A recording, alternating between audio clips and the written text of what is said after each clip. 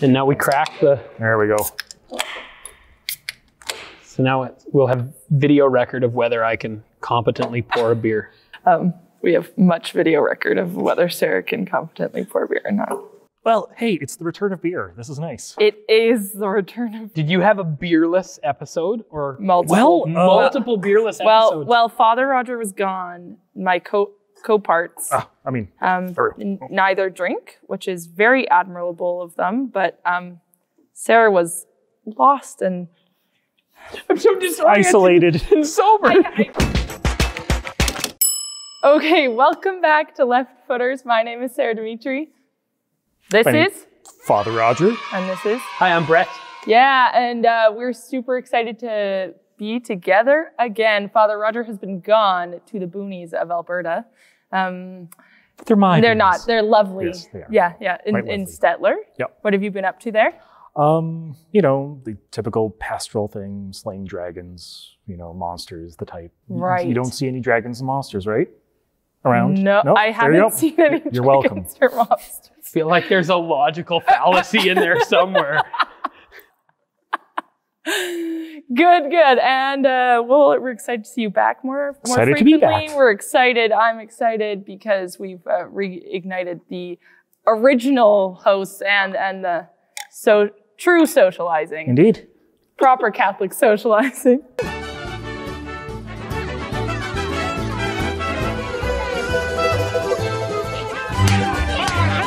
And today we have our guest, Dr. Brett Salkeld. Did I say that right? Salkeld. Not right. I did not say that You know right. what? Usually we double check it beforehand, but now everyone gets to learn it. So here's how you learn it. First 4 letters rhyme with walk or talk. Okay. Sock. And the last 3 letters are like the past tense of a verb, like pickled. So after this, you will have been sockled. Oh, that's pretty good. I like it. I think it should be a verb. Probably S-O-C-K-L-E-D, but if anyone saw S-O-C-K-L-E-D, you'd know how to pronounce it. In English, you'd say sockled. So that's amazing. Yeah. Okay, well, we're really excited to have you here today. We know who you are, but we'd love for them to know who you are. Okay. So we're thinking an elevator pitch. Right. So if you on the screen you behind the screen met Brett. I didn't say that right. So we're on an elevator. Fine. You're in an elevator? Yeah, and we're like even the airplane. Yeah. Yep. So what do you do? Yeah. So I'm Archdiocesan Theologian for the Roman Catholic Archdiocese of Regina. That means I do theological things for the Archdiocese of Regina, which includes I form deacons. I'm in charge of our diaconate formation program. I do lots of writing, speaking. I have a podcast, Thinking Faith, with like 170 some episodes now. I do, when something comes up, so the law gets struck down on assisted suicide, I got to become an expert on that. Questions in Catholic schools emerge around transgender issues. I got to become an expert on that. So I have to be sort of intro everything.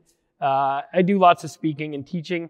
I'm in town here in Edmonton doing an event at Taylor, Catholic Evangelical Dialogue event. That's kind of my area of academic specialization is ecumenical dialogue.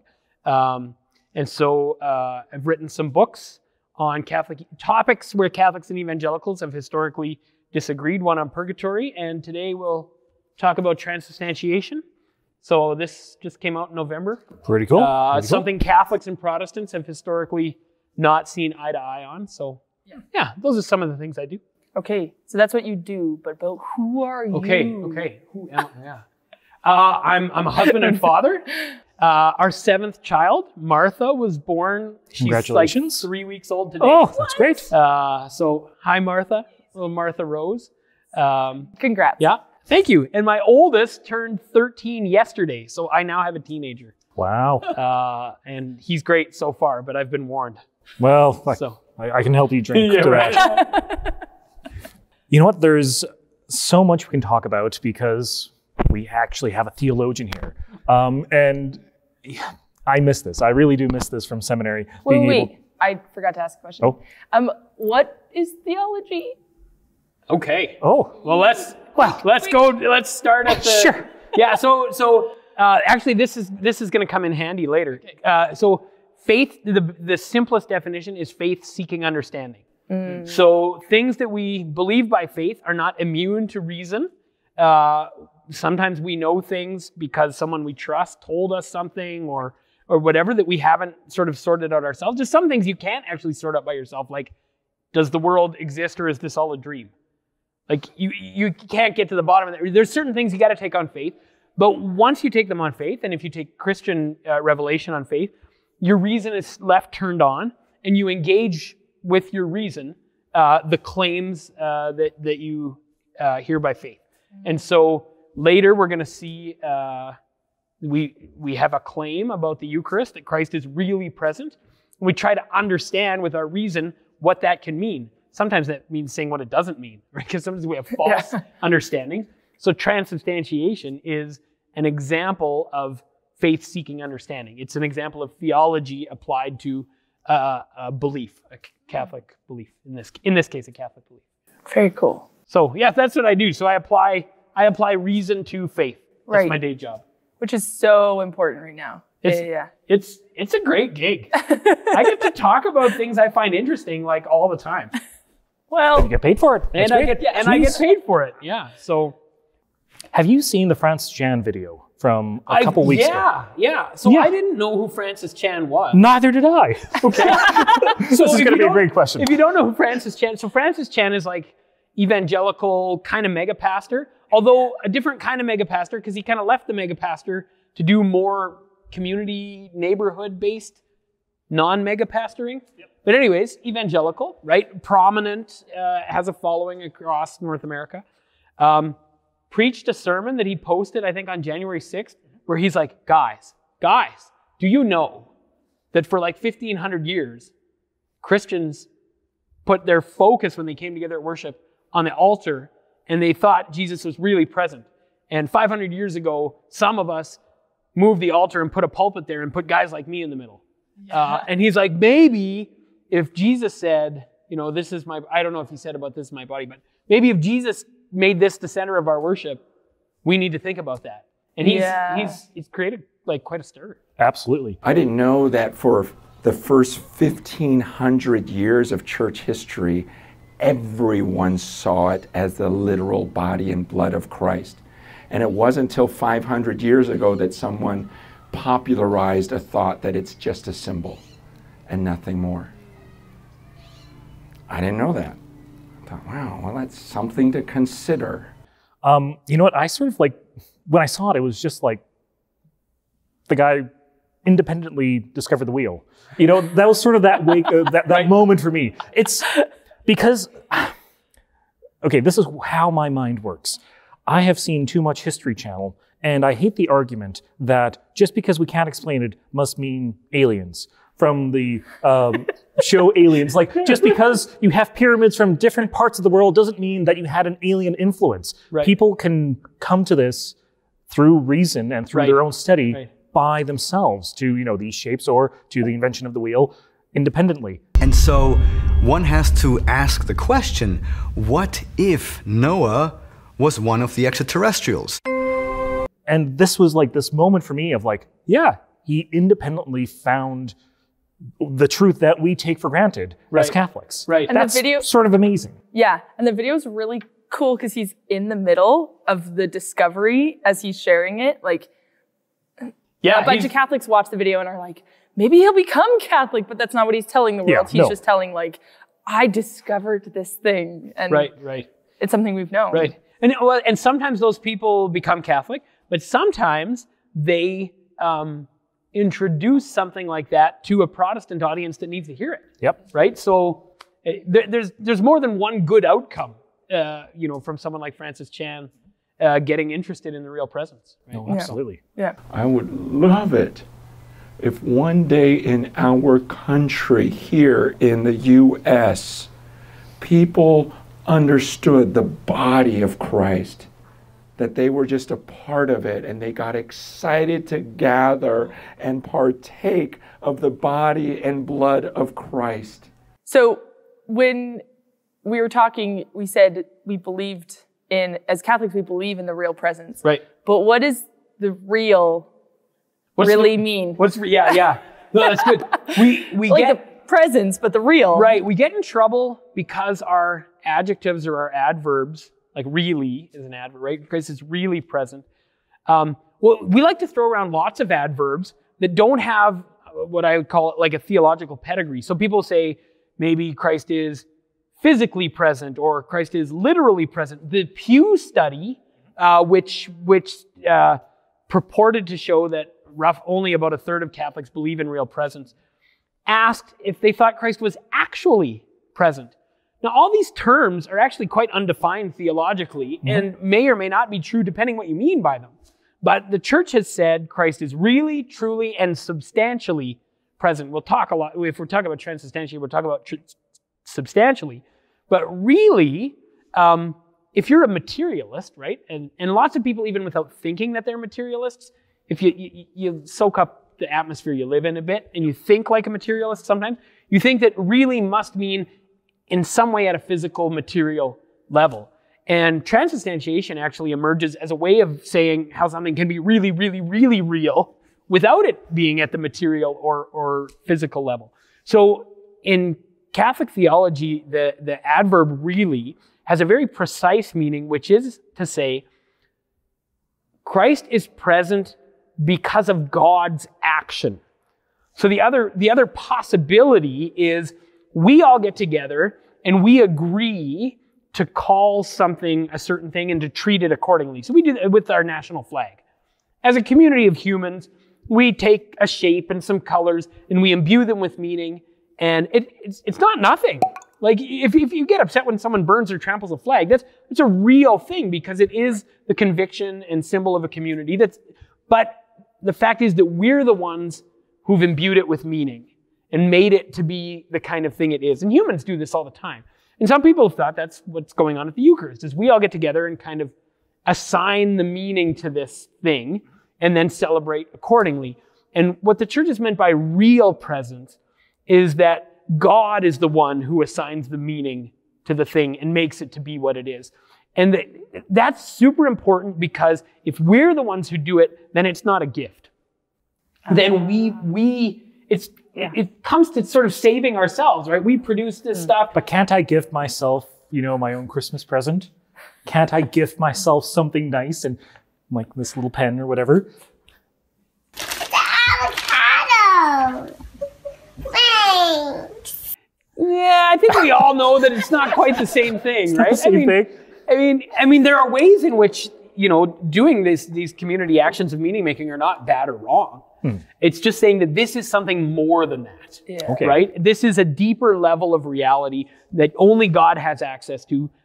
So for Thomas Aquinas, understanding transubstantiation is rooted in a doctrine of creation where God, by his word, determines that reality is the kind of thing that it is. When God says, let there be light, or God says, this is my body, God's word does what it says it does, right? You and I can do that too, right? You can say, I baptize you in the name of the Father, the Son, and the Holy Spirit, and they actually are. It's pretty cool. Which is really cool. But you don't get to say to this desk, that it's now a beer. I think I can go. I think I can go to the nth degree of trying to make this desk into a beer. Right. Get me some water, get me some barley, and get me a BlendTech blender, and we will do magic. Well, we'll push definitions a little bit, but will it blend?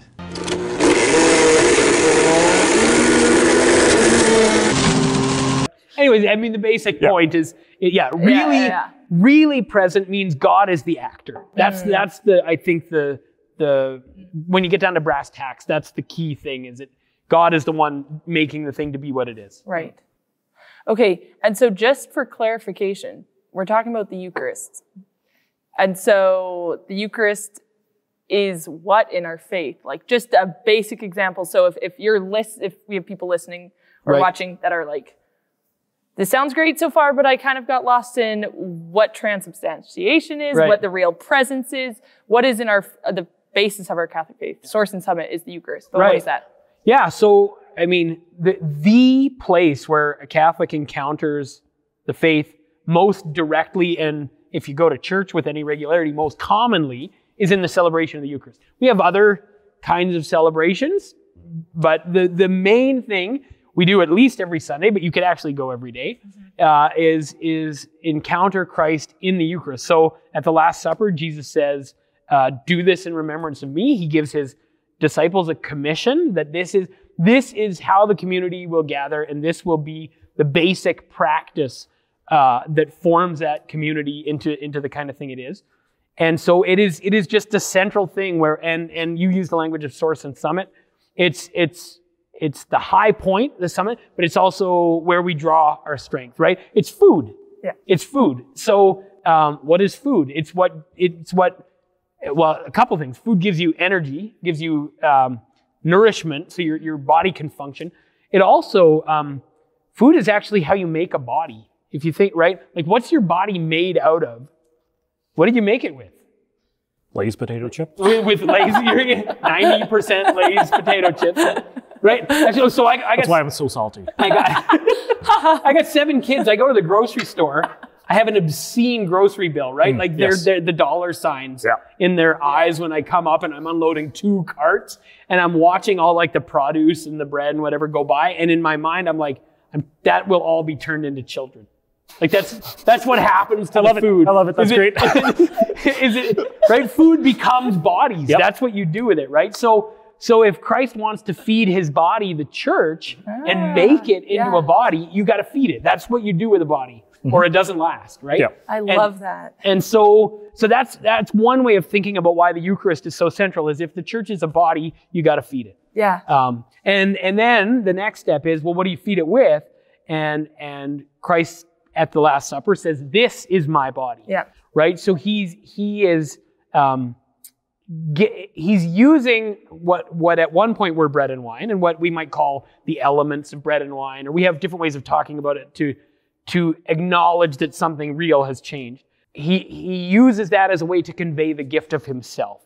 So he himself is the food that feeds his body, that makes us into his body, right? So Augustine has this great line about how usually when you eat food, you turn it into yourself, but the Eucharist is way stronger than you are. So when you eat it, it turns you into it, right? You become the body of Christ instead of turning Jesus into you. I mean, at the physical level, of course, you metabolize the host, and but the spiritual dynamic is the reverse, right? Yeah. My favorite is and this is good for transition into talking about transubstantiation. You were almost there. I was so close. Gets me every time. Transubstantiate. Nope. Oh, you were. Transubstantiation. Yeah, let's just go with that. Is when the kids are like, "Oh, gross! Does that mean we're eating bodies? Right. Are we cannibalists?" You're like, "No, but it's kind of fun to think of it like this." It's kind of weird. But no. So that's an interesting catechetical move. Not really cannibalist, but it's fun to think about. No, but it's a good way to entice kids into like, okay, but what does it really mean? Right. Yeah. Like, so entertainment purposes, now you get all those kids who maybe never thought about that Jesus is really, really present in the Eucharist to, what? That doesn't make any sense. Why would we eat a body? And then you get them into further talking about it. So interesting pedagogical move, right? Like scandalize first and then lead to question that. Sometimes that works, right? But no, it's true. So this is actually what happens in the medieval period. So transubstantiation is not in the Bible as a term, right? It's pretty clear that Christians for the first 900 years believe that Jesus is really present, and they don't need a lot of theoretical language to make sense of this. Then the categories changed in the regnant philosophical categories in the surrounding culture change, and people start asking exactly this question. Is this like cannibalism? And here's the opposite, or is it just a symbol? Right? Which is kind of that community meaning making thing we talked about, right? And the church says neither. Neither of those are going to work. It's not cannibalism and it's not just a symbol. We need to find a way to talk about it now that it's not obvious to everyone, now that the cultural categories have shifted. We need new language to say, how can something be really, really real, but it's not cannibalism? And so transubstantiation emerges in that context,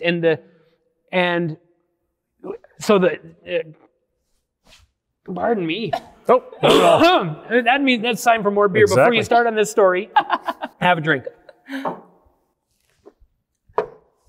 Story goes something like this. A fellow named Berengarius is a famous teacher at Tours in France, and he thinks it's nonsense to say that Christ could be really present in a way other than this symbolic way we've talked about. He gets dragged before a court in Rome, and he's forced to swear this oath, where he has to say, he says things like in the oath, Christ is ground under our teeth, which sounds like cannibalism. And there's an adverb that he has to swear, Christ is present, in Latin, sensualiter, which in English we would say, that doesn't mean sensually like kind of erotic. It means according to the five senses. So Christ could be discerned with your senses. Now that creates a pretty big problem if you've ever actually been to Eucharist, because with very rare exceptions, that's not what happens, right?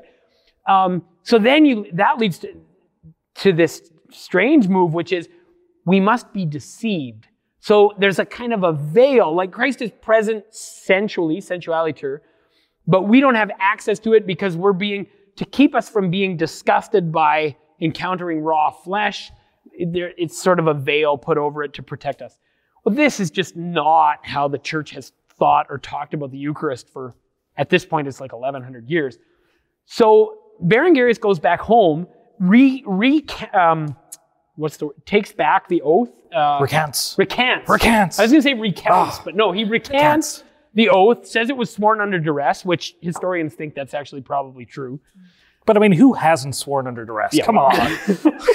Man up. 20 years later, the theological community has had a chance to catch up with him. Berengarius is still doing battle, and he's back in Rome. 20 years later, he's got to swear another oath, and this time there's a new adverb, substantialiter. That means substantially, which enters church teaching, right? Christ is present really, truly, and substantially. And why did that word work? Substance is being recovered at this time, although it's not new in Christian theology. We have the word consubstantial in the Creed from several centuries before, with pretty similar meaning. But it's being recovered now in the rediscovery of Aristotle. And substance, according to Thomas Aquinas, is following Aristotle pretty closely, is what is present to the intellect. So sensuality says what's present to the senses, but substance says what's present to the intellect. Now that's really interesting because according to the Aristotelian way of thinking about reality, and I think it has a lot of common sense to it, I think I'm looking at beer, but what do I see? Well, I see a certain color and I see a certain shape, and I can notice a certain feel or texture or a taste or a smell. My senses, all five of my senses, I can even hear it being poured. You know, that lovely sound of the can cracking and then foaming up.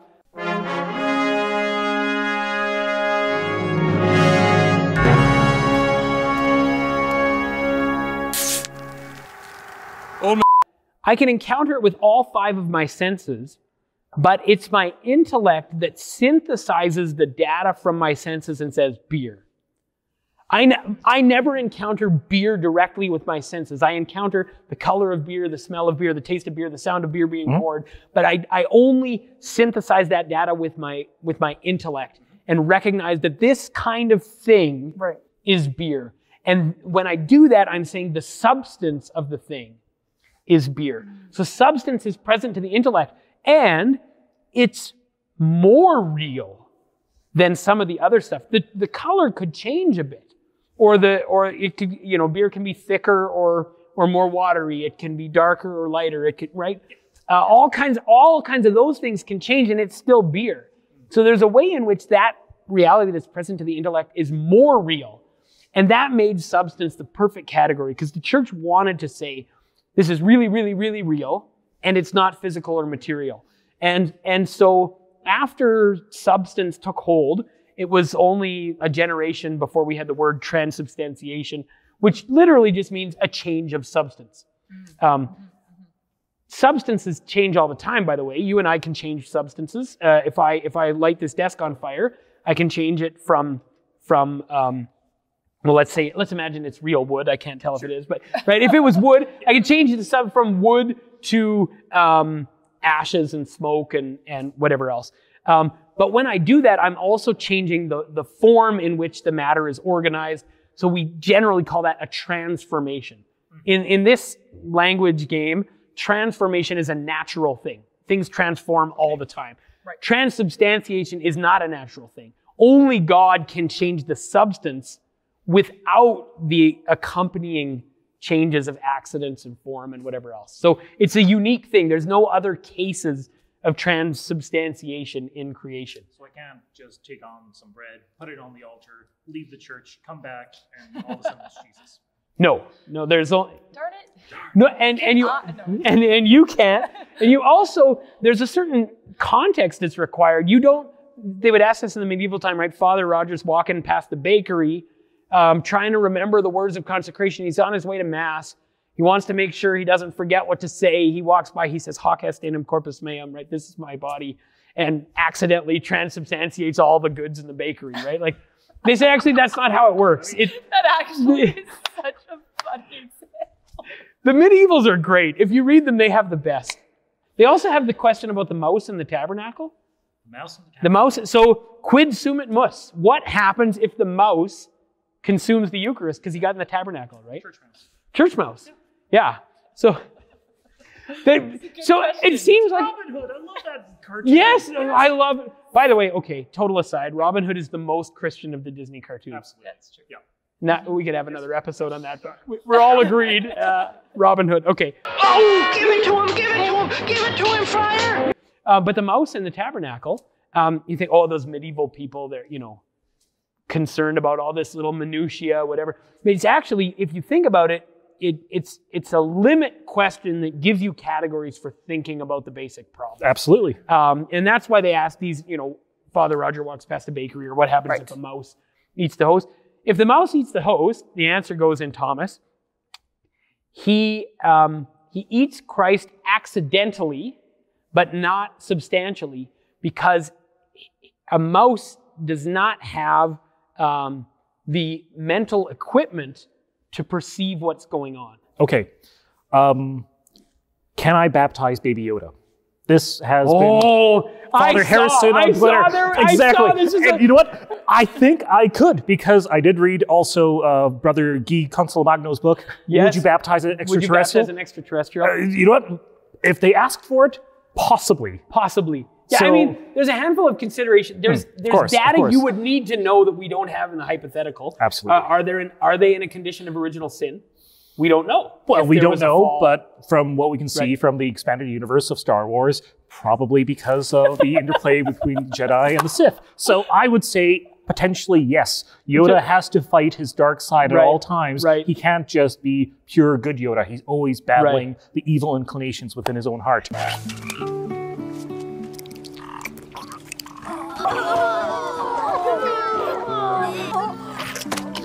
And do we know if there was an independent, well, maybe independent's too strong a word, but a parallel economy of salvation operating in that civilization before we got? Was there a revelation? Was there an incarnation? There's an old episode of Star Trek where they encounter, like the original Star Trek series, where they encounter this group that there was actually an incarnation, because they keep talking about the Son, and partway through, like, Kirk is like, oh, the Son!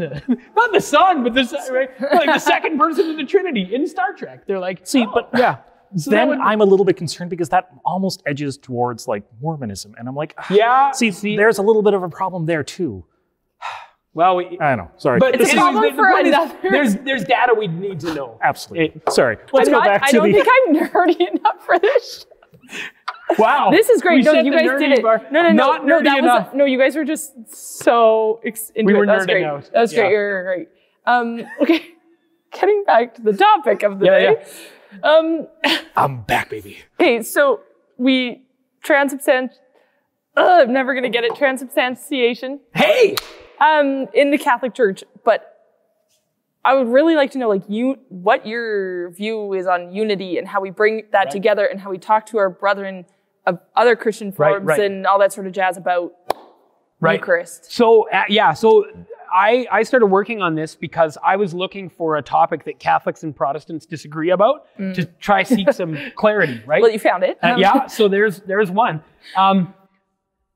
It's easy for Catholics to mistakenly portray that all Protestants think the Eucharist is just a symbol. Right. Lots of Protestants, you will have a hard time finding a stronger proponent of real presence in the history of the church than Martin Luther. He was like adamantly pro-real presence.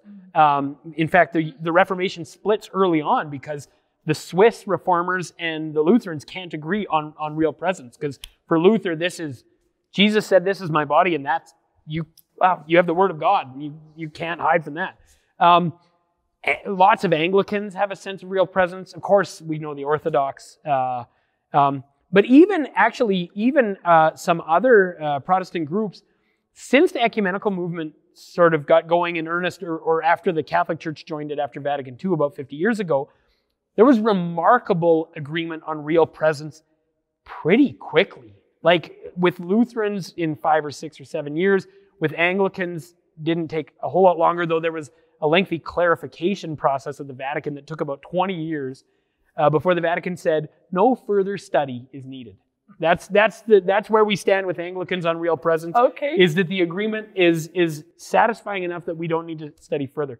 But I don't know if you've noticed, even Francis Chan, right? Evangelical people are becoming more aware of Christian history. And as you become aware of Christian history, you find out, hey, this is something that Christians believe for a long time. And so there was remarkable agreement about real presence in the 30 years following Vatican II into the early 80s.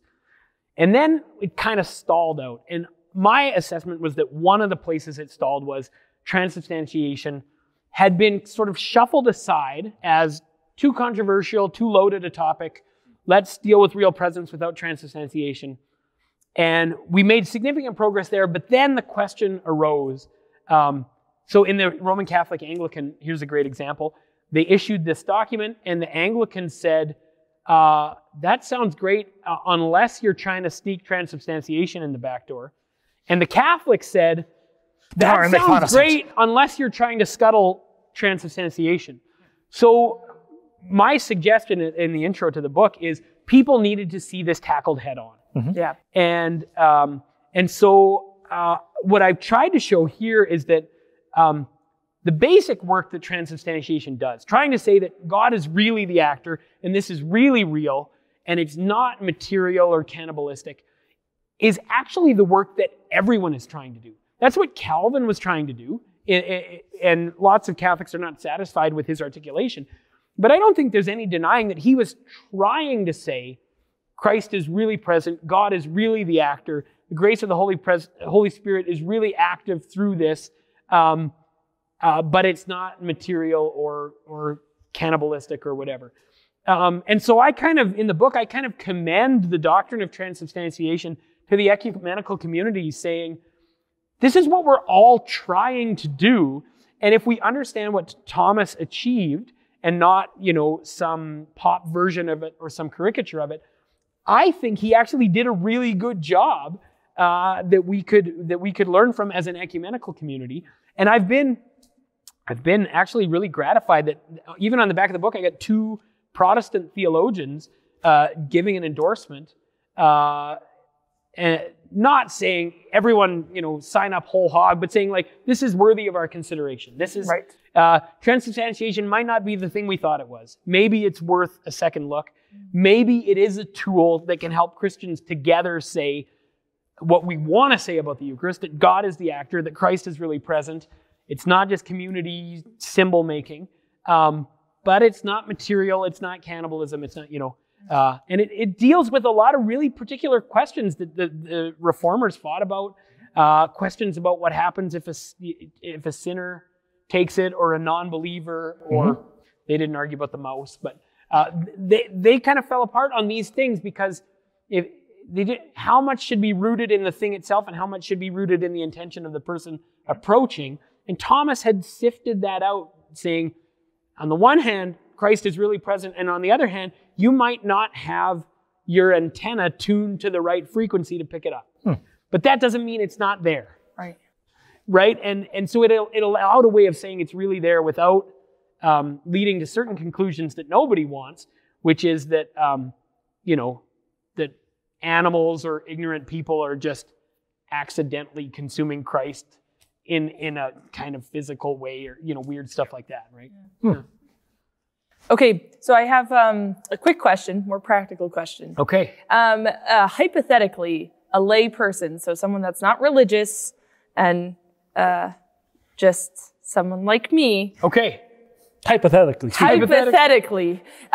is like, okay, I hear what you're saying. Yeah. I hear what's going on. What would be a practical way they could begin to learn or practice, mostly for me as a Catholic, it's like I've been told that people will walk after they receive the Eucharist and say, that was not a cracker, that was not a cracker, that was not a cracker, which is very inappropriate, but also sometimes we need to mentally tell ourselves. Yeah, you gotta. So, but what would you suggest? But yeah. So this is really interesting. Practices like adoration, the Feast of Corpus Christi, for example, the Feast of the Body and Blood of Christ, emerge at the same time in church history as the doctrine of transubstantiation. Now, why is that? In the early church, they didn't need the doctrine, and they didn't need some of the same practices because their basic cultural worldview and what they had always thought and believed in the church made sense to them. Once it starts seeming like it might just be a cracker, if you're then you need different kinds of ways of approaching it. One of those ways is the theoretical, right? So you get a doctrine that clarifies a lot of the confusion. Now, how many medieval Christians do you think read Thomas's Summa? Right? Well, I mean, what are you going to do when you're illiterate? Well, actually, I was just thinking farming turnips. Right. You're waiting for the turnips to grow. You might as well read the Summa. Right? And how do you get that, eh? By exploiting the workers. By hanging on to outdated imperialist dogma which perpetuates the economic and social differences in our society. If there's ever going to be any progress... There's some lovely filth down here!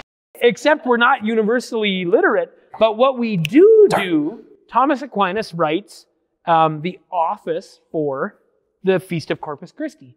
So people who never read the Summa prayed the Panis, and sang the Panis Angelicus, the Laudicion, right? Those kind of things that we sing at adoration or whatever. Their function was similar, right?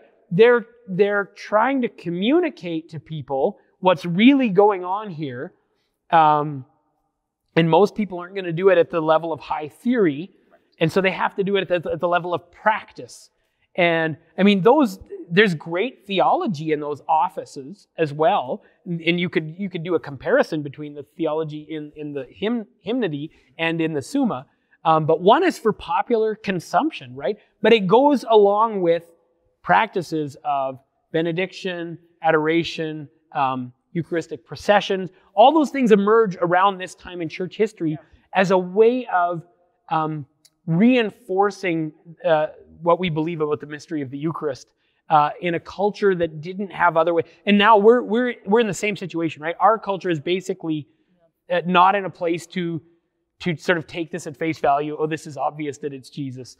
No, we're going to need good theory. Some of us want theory more than others, but we're going to need practices. And if your practice is, this is not a cracker, this is not a cracker, that's not bad. That's a good place to start. Very beginning. I work with youth, remember? So it's a beginning. It's a beginning. But things like praying, the office of Corpus Christi in front of the Blessed Sacrament would be a great kind of thing to do. That's a good answer. Yeah, I like that. My own little question. Yeah. Because we are living in I would dare say, a very materialistic world. Right. And I think you've already answered that. But how do we break through and rediscover a sacramental worldview? Because, I mean, it's all well and good to do practices, but, when we've had Corpus Christi in Edmonton, sometimes people just look out and like, oh, it's crazy Catholics just walking, and they're not You mean convinced like a by Eucharist procession? Yeah. Is that what you're talking about? With Corpus Christi. Yeah, so it's not an argument, right? It's not going to convince in that sense, but it's a picture of a different approach to the world. And I think there are people who are experiencing real loss at the loss of transcendence. And so people are looking for transcendence in all kinds of places, right? I think one example that we might not notice, political extremism, I think is a seeking for transcendence. Because if only this world matters, then politics is actually the highest good in a way. And I have to put everything into it. And that can lead to wild kinds of sacrifices and, usually sacrifices of other people. So I think political extremism can be a seeking for transcendence. We all know about sex and drugs and seeking for transcendence and those kinds of things. So to give people who are longing, the human heart is made for something more. And it actually takes quite a bit of work to tell yourself, I'm not made for something more. This is all there is. And to give people a picture of a world in which things mean something and in which you can be directed at a good beyond yourself, and that what you have now in this time and place in history isn't all there is, and that you're part of a story, and that God is an active participant in history and in your life. If you can give people pictures of that, then they have something for their longing to attach to. Nobody knows this better than advertisers. Right? If political extremism is one place where people seek transcendence, advertisers actively try to give people transcendent experiences. I do want a Dyson. You do want a Dyson?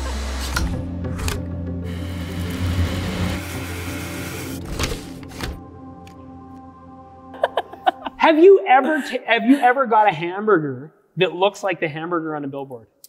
No. It doesn't happen. Right. There is an ideal hamburger that does not exist in real life. You're depressing me right now, man. I think it actually leads to remarkable anxiety and mental health issues. I think our bombardment by advertising is a major contributor to our mental health epidemic, because it sets us up to an ideal that is never attainable. Mm-hmm. And then it sets up the cycle of addiction, which is, if this hamburger didn't attain to what the hamburger ideal should be, then what's the solution? Another hamburger. It's maybe not as addictive as sex and drugs, but the basic pattern of consumption follows the pattern of addiction, right? If this sports car, if this new shirt, if this whatever kitchenware did not satisfy my desire for something more in life, then I just need more of it. And our economy is built on a kind of frantic consuming, seeking after some transcendence. And so I think when we do things in the street that look nutty, how nutty are we? How many things do you need? Like, that's nutty too.